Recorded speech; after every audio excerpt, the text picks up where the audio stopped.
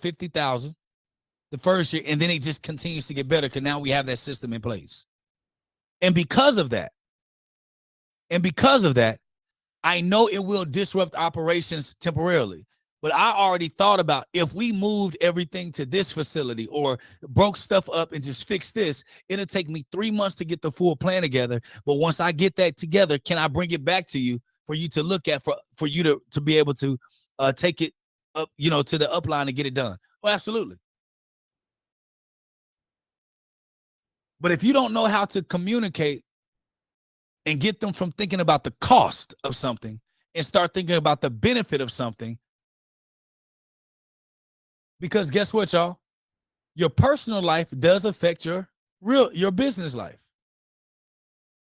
If you have limiting belief about finances and money in your personal life, what do you think trickles over into your business?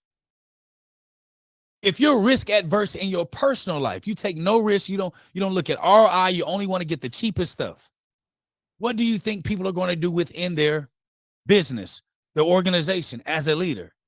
So when you know that people already naturally have a bias to quality, paying expensive things for being paying for food expensive, getting anything expensive, you know you're going to have to over deliver in the value of something. And if you can't deliver it, you bring the consulting team, the equipment company, you get people like us involved to help you present it and help you talk about it.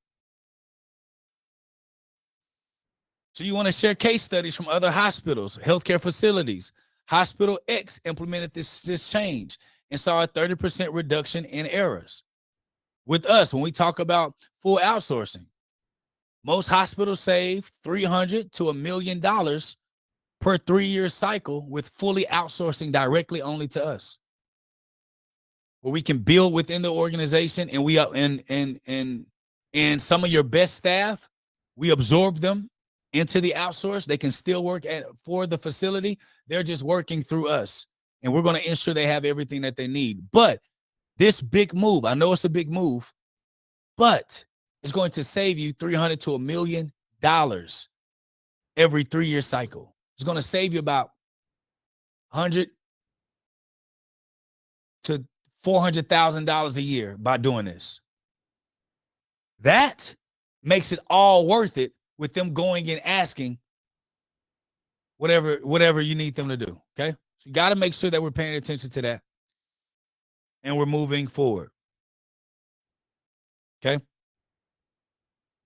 All right. From that segment of persuasion strategies to gain executive support, put in the chat what you've learned from that session.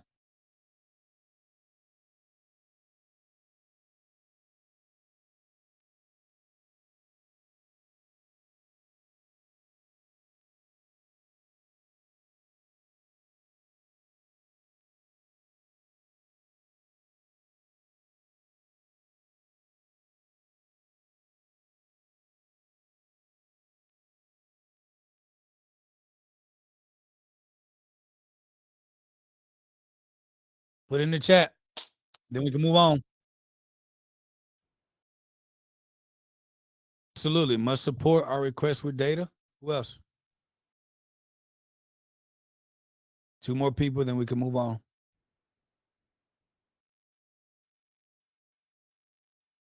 We'll move it on.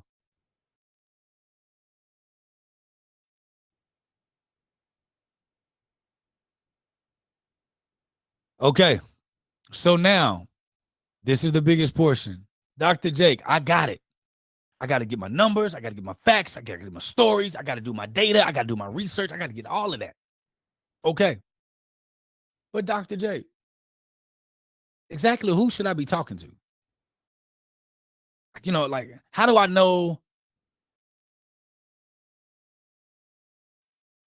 It's very important. I'm about to show you something. Influence is not just about presenting a strong case. It's about building the right connections. Change happens when you have the right people supporting your ideas. One, the best way or the best places to build these relationships are volunteering to do all of the community stuff that the leaders have to do. Getting into the room, into the spaces where they are. Now, you got to understand who holds influence. Your executive leadership team. That's your C-suite, your directors, and your administrators. These are the decision makers who approve budgets and policies. Okay. Your department managers. Their job as leaders is to oversee daily operations and can champion your proposal.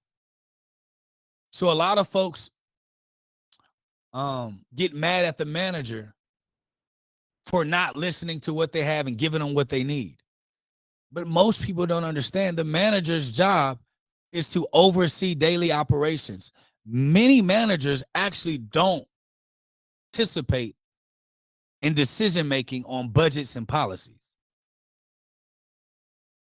And depending on how large the organization is, the directors aren't even a part of that.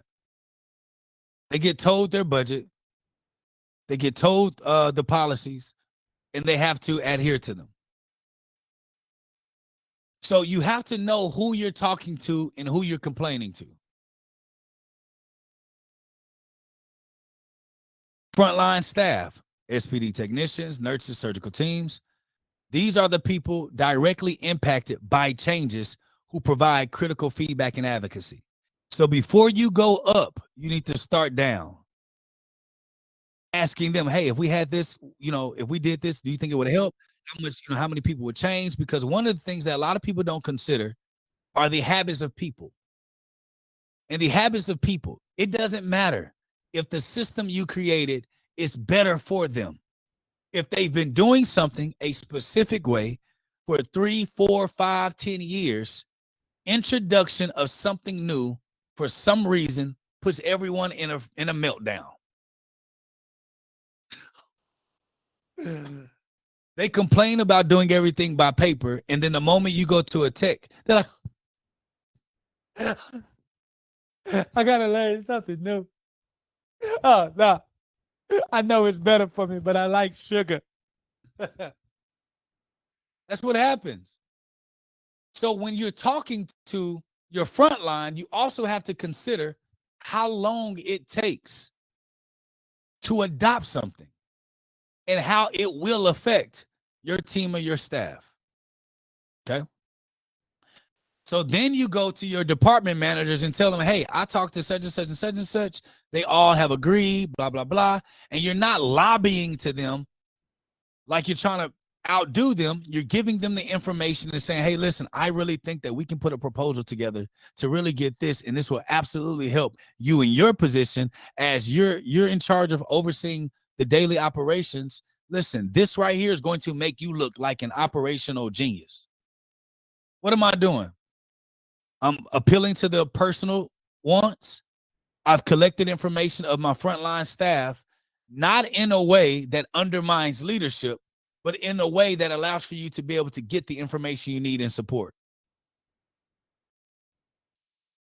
Then with your manager, a lot of folks don't understand. Most managers don't know how to present or to persuade. So if you're learning here, this is why we talk about getting trainings like this as a unit. So all of you are learning how to move and navigate collectively. So imagine now you're getting all this information. Now you have to talk with your manager who doesn't know how to do any of it, nor will they tell you that they're not good at it, because they feel if they show a vulnerability, it will make you lose credibility or respect for them. So knowing that they would naturally think like this is why you, with your influence, you need to become equipped and learn how to do this and present. So either one, you can coach up and get your manager on board, or two, your manager will say, hey, can you speak on behalf of the department? Okay. So knowing who I'm talking to and who I'm complaining to are two different things. You shouldn't be complaining to your managers or with your staff. You shouldn't be complaining at all. You should be finding the problems and always trying to figure out what solutions do you believe will best fit. And not all changes can happen in 1 year. So out of all of the complaints and the struggles you have, or whatever your influence or the decision you need to have made, you need to consider that you probably only